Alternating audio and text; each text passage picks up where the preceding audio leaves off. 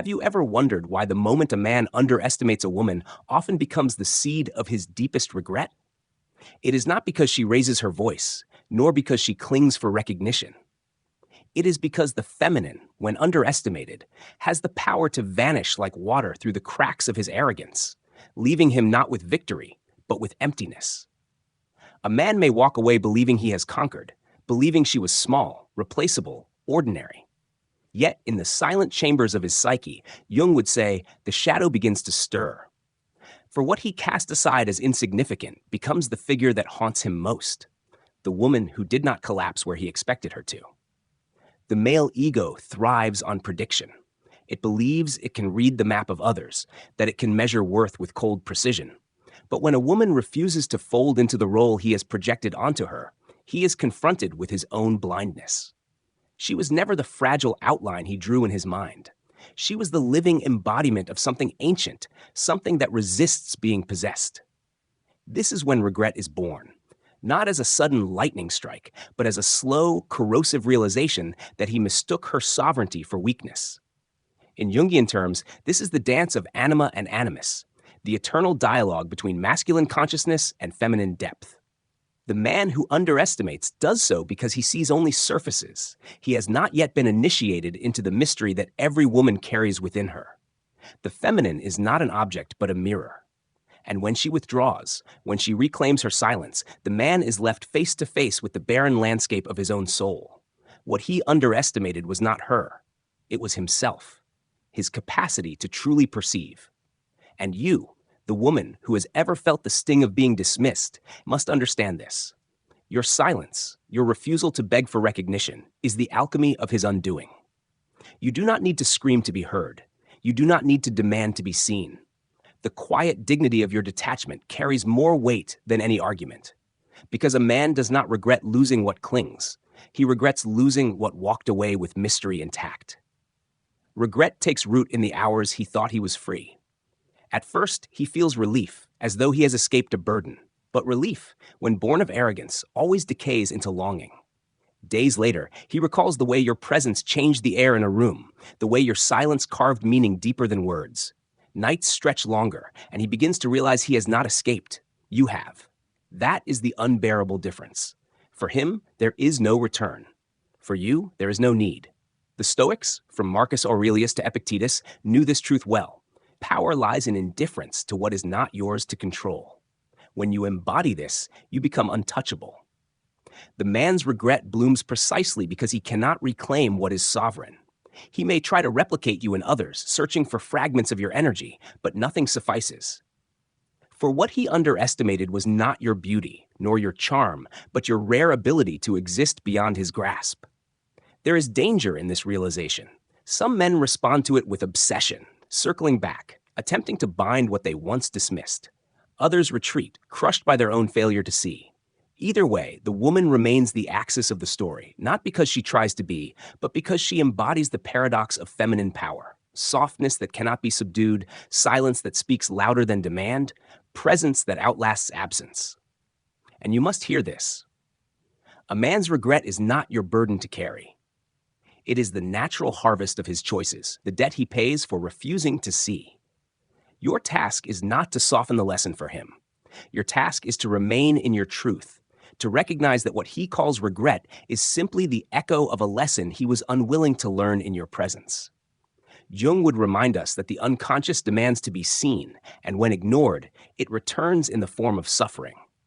His regret is nothing more than the unconscious knocking at the gates of his pride. Some women mistake this regret as validation, as though his pain proves her worth. But worth is never proven by the weakness of another. It is proven in the way you walk away without bitterness, in the way you remain sovereign when the world tries to measure you. The true victory is not that he regrets underestimating you. It is that you no longer need him to see what was always there. And so the cycle continues.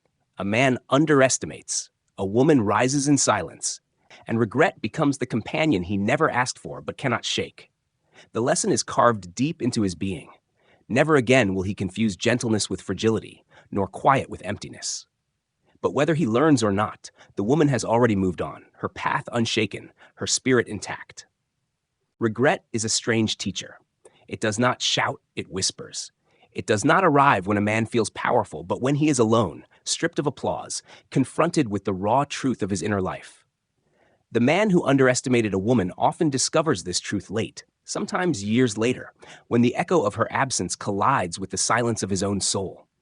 It is then that Jung's wisdom comes alive. What is rejected on the outside always returns within. He rejected her depth, her resilience, her sovereignty, and now he finds those same qualities haunting the corridors of his unconscious, demanding recognition. A woman underestimated is not diminished, she is transformed. The moment a man dismisses her worth, he unwittingly frees her from his projections. No longer burdened by the need to fit his narrow imagination, she becomes whole in ways he cannot comprehend. This is the paradox that carves regret into his bones. The very act of underestimation is the spark that awakens her independence. He thought he was stripping her of value, but instead he was forging her into something untouchable. Consider this. When a man believes he has the measure of a woman, his ego rests easy. But when she rises beyond his judgment, she becomes the figure that unsettles him most. She is no longer a memory. She is an archetype. She is not the ex-lover, the dismissed colleague, the underestimated partner. She becomes, in his psyche, the embodiment of every truth he ignored. And because archetypes cannot be destroyed, only integrated, his regret lingers like a shadow he cannot escape. This is why silence, more than confrontation, drives men into their deepest realizations. To argue, to explain, to beg for understanding, all of this feeds his illusion of control. But to withdraw, to vanish into the fullness of your own life, severs the cord entirely. Silence is not absence, it is presence amplified. It is the reminder that she is not dependent, not grasping, not pleading. And when he sees her thriving without him, the projection collapses. He realizes she never needed him as much as his ego hoped she did. That collapse is where regret festers. You must recognize the sacred danger in this. For the feminine, this moment is liberation. For the masculine ego, it is death. Some men confronted with this abyss awaken. They begin the work of integrating their shadow, acknowledging the arrogance that blinded them, learning at last to see women as mirrors rather than possessions. But others recoil, blaming her, hardening their pride, repeating the cycle with new victims. Regret, then, becomes not just a private torment, but a crossroads. Transform or decay. Seneca once wrote that time reveals all things. In Love and Power, this truth is merciless. The man who underestimates may laugh today, but time is patient, and memory is cruel. As years pass, he measures every woman he meets against the one he dismissed. Not consciously, perhaps, but in those quiet moments the comparison arises. None carry the same weight. None linger in his psyche with the same force. What he thought was ordinary was, in fact, extraordinary. And now it is gone. And here lies the essence of his torment. He cannot undo underestimation. He can apologize, he can chase, he can beg, but the original wound remains. Once a woman knows she was dismissed, she also knows the man's perception was too small to contain her truth. Even if forgiveness comes, the trust never fully returns. For how can she place her worth again in the hands of one who could not see it the first time? The scar of underestimation is indelible. You, as the woman, must learn to cherish this scar not as your weakness, but as your power. Every time a man underestimates you, he reveals more about his own blindness than about your worth. Your task is not to fight to be seen, but to keep rising regardless. Because the true lesson in Jung's psychology is this: individuation, the path to wholeness, requires separation from projection. You are not what he imagined you to be. You are what you become when freed from imagination altogether. And so his regret becomes your liberation. He regrets underestimating. You thrive beyond his gaze. He carries the weight of memory. You walk light into your future. He clings to what was lost. You embody what is possible. In this inversion lies the eternal dynamic. The underestimated woman becomes sovereign, and the man becomes bound to the memory of what he failed to honor. There is a silent violence in being underestimated. It cuts not like a blade, but like the slow erosion of water on stone. A woman feels it when her voice is ignored, when her strength is dismissed, when her tenderness is mistaken for weakness. Yet what the man does not realize in his moment of pride is that every dismissal is not destruction. It is ignition. Underestimation awakens something ancient in the feminine spirit. something Jung would call the archetypal power of the self, that which cannot be confined to the projections of another. When a man underestimates, he believes he holds the higher ground. He imagines himself the judge, the one with the final word. But in truth, he reveals his poverty of perception. He exposes his own dependence on illusions, on roles and stereotypes that never matched reality. And when the woman refuses to collapse into his vision, the illusion shatters, leaving him face to face with his own emptiness. This is the birthplace of regret, the moment he realizes that what he dismissed was the very thing he secretly longed for. Most men do not admit this openly. Pride is a powerful mask, and ego is reluctant to confess its blindness. Instead, regret works in silence, appearing in flashes, a memory of her laughter, the echo of her stillness, the thought of her resilience. He may try to bury these thoughts, distract himself with new faces, louder triumphs, fleeting desires. But the unconscious is patient. Jung taught that what is repressed always returns, often in distorted forms. The underestimated woman returns in his psyche not as she was, but as she has become, larger, more luminous, more untouchable. This is why regret often grows with time instead of fading.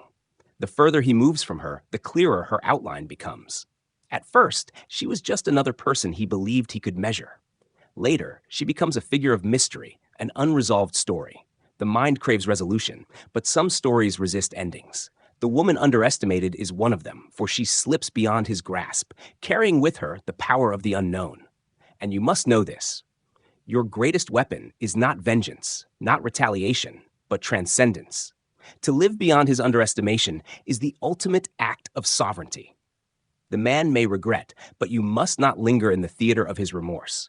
His regret belongs to him, not to you. Your role is not to be the haunting shadow of his unconscious, but to become the radiant figure of your own destiny. When you detach from his blindness, you claim the authority of your own vision. Here, the Stoics and Jung meet.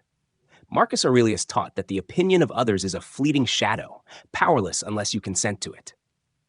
Jung taught that wholeness arises when you integrate your shadow, when you refuse to live by the projections of others. Combined, their wisdom forms a simple truth. When a man underestimates you, he is speaking more of himself than of you.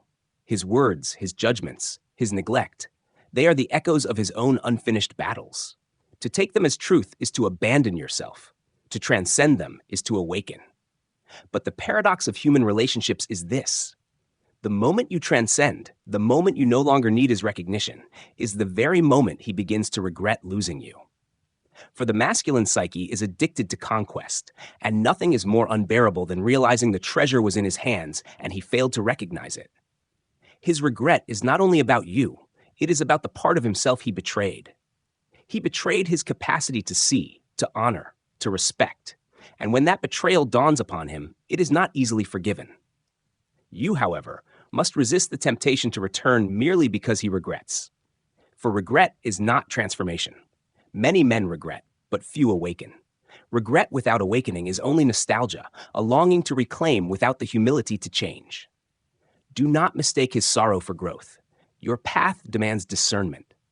To know when regret signals genuine transformation and when it is merely the echo of ego mourning its own blindness. And so the woman underestimated becomes the silent initiator. Without intending to, she forces the man to confront his shadows, to reckon with his arrogance, to taste the bitter fruit of his blindness. Some will learn, some will not. But the essence remains. Underestimation is never the end of her. It is only the beginning. It is the test that reveals her depth and the trial that awakens his regret. Regret ripens in solitude. A man may appear composed, surrounded by admirers, wrapped in the noise of success, yet beneath the surface there grows a silence he cannot escape. That silence carries her name, not always spoken aloud, but etched into his psyche as the figure of the one he underestimated. Jung wrote that the psyche has a way of compensating. Whatever is rejected outwardly returns inwardly, demanding to be acknowledged. And so the woman dismissed becomes his inner ghost, not because she haunts him intentionally, but because the unconscious will not let him forget. The tragedy for many men is that they do not see their blindness until it is too late. In the beginning, arrogance blinds them to nuance. They confuse her patience for passivity, her kindness for dependence, her forgiveness for weakness. They imagine she will always be there, waiting in the shadows of their neglect. But when she chooses to rise, when she removes her energy from the space he once occupied, he discovers a vacuum he cannot fill. Regret then is not only about her, it is about the part of himself he realizes he squandered. He failed not just a woman, but the opportunity to meet her in truth. You, as the woman, must understand this turning point. There is a sacred danger in being underestimated, but also a profound liberation. Once underestimated, you are released from the burden of convincing anyone of your worth. You step into the domain of self-recognition, where no external voice can define you. The man may look back with longing, but you are no longer standing where he left you. You have moved beyond, and in that movement lies your power. Consider how the feminine archetype has always been underestimated throughout history. From ancient myths to modern societies, the feminine has been cast as the weaker, the secondary, the passive. Yet each time she rises, she redefines the very ground on which power stands. Jung understood that the anima, the feminine principle, dwells in every man, often repressed, often ignored. When he underestimates a real woman, he is also underestimating his own inner feminine, and in doing so, he denies himself wholeness.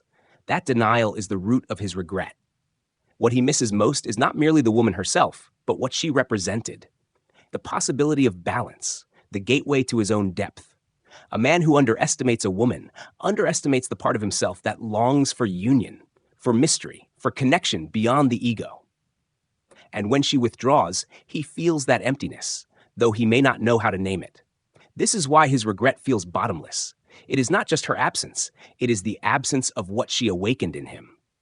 And you, listening to these words, must remember, your worth is not measured by whether he sees it. The greatest tragedy is not that he failed to recognize you. The tragedy would be if you failed to recognize yourself. His regret is his mirror, not your crown. To wear it as proof of your value is to bind yourself once more to his blindness. To release it, to let him carry his own sorrow, is to step fully into sovereignty. The Stoics remind us that what others think belongs to them, not to us. It is not things themselves that disturb us, Epictetus said, but our opinions about them. His underestimation is his opinion. His regret is his burden. When you rise above both, you are free. And in that freedom, you embody the most dangerous form of power, the kind that does not chase, does not beg, does not collapse, the kind that simply is. This is why the underestimated woman becomes unforgettable. Not because she tries to be, but because she embodies the paradox men fear most. She is both soft and unyielding, tender and untouchable, intimate and sovereign. She does not crumble under dismissal. She becomes more radiant because of it. And the man, realizing too late, carries the heavy truth that he touched something sacred and treated it as ordinary. That truth is what keeps him awake at night, long after she has moved on. Regret, then, is not punishment. It is revelation. It is the psyche's way of teaching a man what he refused to learn when it mattered. Whether he awakens from it or sinks beneath it is his choice alone. But the woman has already crossed the threshold. She is no longer the underestimated. She is the sovereign. And once a woman steps into sovereignty, she cannot be underestimated again. Not by him, not by anyone. There is a moment in every man's life when the mask of arrogance begins to crack. At first, it is imperceptible. A restless night, a sudden memory, the strange weight of silence where once there was presence. But over time, the crack widens, and through it pours the realization he has tried to escape. He underestimated her, and in doing so, underestimated himself. Jung would say the unconscious does not allow such blindness to remain unpunished. What is ignored externally must be confronted internally, and thus his regret becomes not a fleeting discomfort, but a lifelong companion. When a man underestimates a woman, he commits two errors at once. He diminishes her, reducing her to a projection, a role, a character in the theater of his ego. And he diminishes himself, because in failing to see her depth, he cuts himself off from his own. A woman underestimated is not simply dismissed. She is transformed into a figure that his psyche cannot erase. She becomes the archetype of the missed opportunity, the embodiment of the mystery he failed to honor. And archetypes, unlike people, do not fade. They live in the psyche forever, demanding recognition. For you, the woman who has been underestimated, this truth is your shield. His regret is not evidence of your lack. It is evidence of his blindness. You were whole before him, and you remain whole after. His regret is the echo of his soul reminding him of what he denied. Your liberation is to realize that his sorrow is not yours to mend. Too many women carry the burden of a man's regret, mistaking it for love. But regret is not love. Regret is grief for the opportunity wasted. Love transforms, regret clings. Do not let his clinging weigh you down. And yet, paradoxically, it is precisely because you walk away, precisely because you rise beyond his reach, that his regret deepens. He does not regret what he still possesses. He regrets what he can no longer touch. He regrets the woman who no longer waits for him, no longer seeks his validation, no longer bends to his dismissal.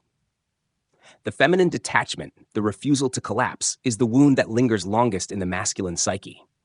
It is the mirror of his failure, and mirrors, as Jung knew, are merciless. Marcus Aurelius wrote, "The soul becomes dyed with the color of its thoughts." When a man underestimates, his soul is dyed with arrogance. But when regret arrives, that color darkens, stains him with the memory of what he lost. Some men, humbled by this shadow, awaken. They recognize their blindness. They begin the slow work of integrating their ego, honoring the feminine within and without. These men transform regret into wisdom. Others, however, sink deeper into bitterness, unable to admit their blindness, repeating the cycle endlessly. Regret does not free them. It chains them. But the woman's journey is different. To be underestimated is not the end of her. It is her awakening. She learns that her value does not diminish in the eyes of the blind.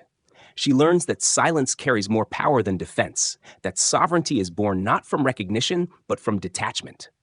And as she rises, she embodies what Jung called individuation, the journey of becoming whole, unshaken by external projections. She becomes her own authority, her own mirror, her own source of light. This is why she becomes unforgettable. Not because she clings, not because she proves, but because she withdraws. She becomes the space where his ego collapses, the reminder of what cannot be possessed. And men do not forget the women who force them to meet their shadow. They may move on in body, but in spirit, they remain haunted. Regret becomes the ghost that walks beside them, whispering of the woman they dismissed, the woman who rose, the woman who could not be reduced. You, listening now, must claim this truth with both hands. You are not the sum of his regret. You are the proof of your own resilience, the embodiment of mystery he could not contain. His regret is not a crown upon your head, but a weight upon his soul. You are not here to carry it. You are here to transcend it. For the woman who knows her worth does not linger in the ruins of another's blindness. She walks forward, radiant, untouchable, sovereign. And it is here, in this sovereign stride, that the story completes its circle. What makes a man regret underestimating a woman is not her anger, not her tears, not her vengeance.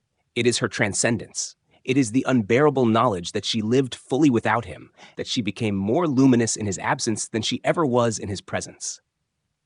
That is the ultimate regret, to realize that in underestimating her, he lost not just a woman, but the chance to meet himself through her.